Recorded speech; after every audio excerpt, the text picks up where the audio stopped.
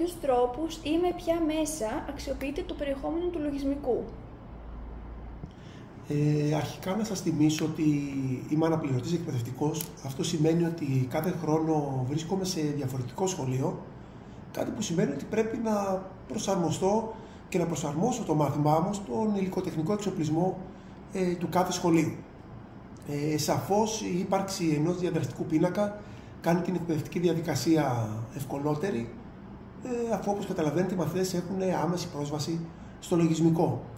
Στην περίπτωση λοιπόν που δεν υπάρχει διαδραστικός πίνακας, συνήθως χρησιμοποιώ κάποιον προτζέκτορα συνδεδεμένο σε ηλεκτρονικό υπολογιστή ή σε σπανιότερες περιπτώσεις μεταφέρω τα παιδιά της τάξης μου στην αίθουσα πληροφορικής εφόσον είναι διαθέσιμη και βάζω τα παιδιά να καθίσουν είτε ατομικά είτε σε μικρές ομάδες μπροστά σε ξεχωριστούς υπολογιστές.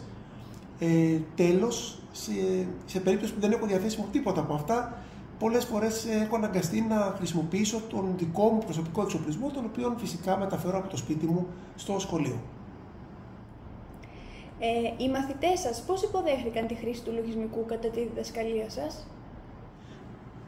Κοιτάξτε, η πρώτη εικόνα είναι συνήθως ενθαρρυντική, καθώς τα παιδιά αρέσκονται στο να χρησιμοποιούν τεχνολογία, πόσο μάλλον σε σχέση με ένα παραδοσιακού τύπου μάθημα.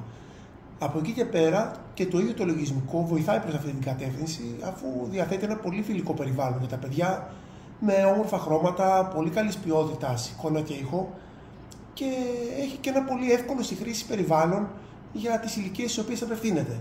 Οπότε θα έλεγα οι μαθητές γενικά δείχνουν ευχαριστημένοι με τη χρήση του συγκεκριμένου λογισμικού. Αντιμετωπίσατε δυσκολίες στην εφαρμογή του λογισμικού? Αν ναι, ποιες είναι αυτές? Σαφώς και αντιμετώπισα δυσκολίες κατά τη χρήση του λογισμικού, τόσο στην εξαποστάσεως διδασκαλία όσο και στη διαζώσεις, με σημαντικότερη θα έλεγα την έλλειψη τεχνολογικού εξοπλισμού.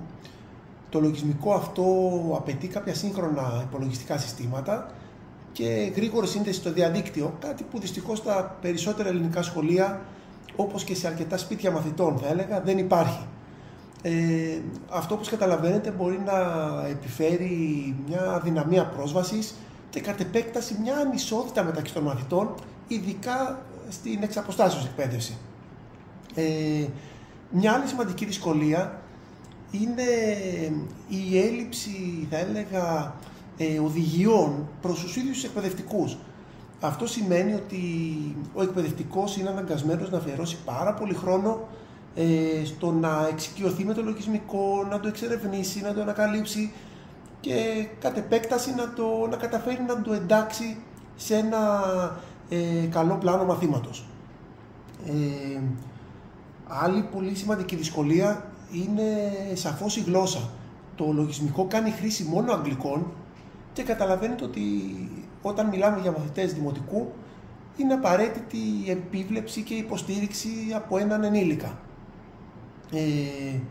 Εδώ να πούμε ότι μιας και το λογισμικό απευθύνεται στις μαθητές δημοτικού, καλύπτει κατά κύριο λόγο βασικές έννοιες της μουσικής και σε μια περίπτωση που υπάρχουν μαθητές πιο προχωρημένοι στη μουσική λόγω ενασχόλησής τους με αυτήν, ίσως το βρουν κάπως έτσι βαρετό. Να σταθώ και στην ανατροφοδότηση για τον ίδιο το μαθητή. Εδώ θα έλεγα ότι το λογισμικό κάπως υστερεί, καθώς ο μαθητής, για παράδειγμα, βλέπει ότι μπορεί να έχει απαντήσει λάθος σε κάποια ερώτηση, αλλά δεν μπορεί να ξέρει το γιατί. Ειδικά στην εξαποστάσεως διδασκαλία αυτό συνιστά μια πολύ μεγάλη δυσκολία. Τέλος, το λογισμικό έχει, ας πούμε, μία έλλειψη, θα έλεγα ότι δεν παρέχει ένα αρχείο καταγραφής των επιδόσεων των μαθητών όσον αφορά στα quiz και στις ερωτήσεις που υλοποιούν. Αυτό ξεκάθαρα θα έλεγα δυσκολεύει πάρα πολύ το έργο της αξιολόγησης. Συνολικά, πόσο ικανοποιημένος είστε από τη συμβολή του λογισμικού στη διδασκαλία της μουσικής? Ναι, θα έλεγα ότι είμαι πάρα πολύ ικανοποιημένος από τη χρήση του λογισμικού, μόνο και μόνο βλέποντας τη θετική αντιμετώπιση από τους μαθητές.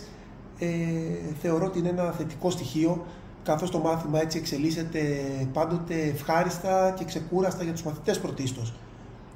Τα παιδιά θα έλεγα ότι βλέπουν το μάθημα σαν παιχνίδι, κάτι που έτσι διατηρεί την προσοχή τους περισσότερο και θεωρώ ότι κατακτούν τις νέες γνώσεις πολύ πιο εύκολα και δημιουργικά.